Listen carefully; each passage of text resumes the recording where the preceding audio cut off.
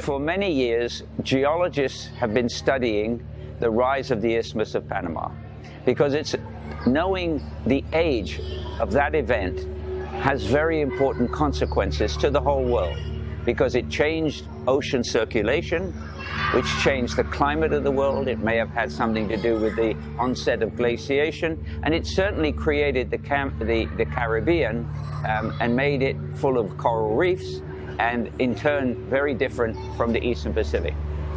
And for many years, people who studied molecular biology, who studied the animals that walked on the land, who studied the marine species on either side of the isthmus, and who studied the geology and the oceanography around the isthmus, most scientists were in agreement for many years that the final isthmus rose up and became a complete land barrier 3 million years ago.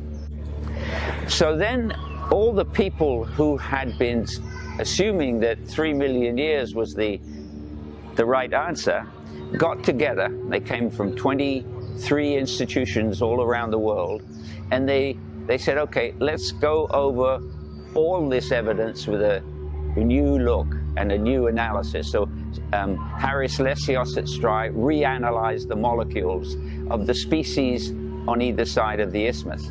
And myself and my colleagues re-looked at the geology of different parts of Panama that told the story of the rise.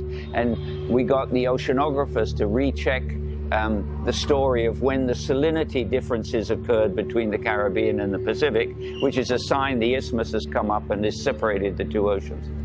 And at the end of all that, the conclusion was, by the vast majority of those 35 scientists that got together, that the evidence for the 3 million years was reaffirmed and made more convincing, whereas the evidence for the older isthmus, its arguments had been found with serious defects, and therefore we all think now that 3 million years was the ultimately correct answer. Remember, what we mean is, when was the isthmus a true isthmus? That is to say, you could walk dry shod from one continent to the other without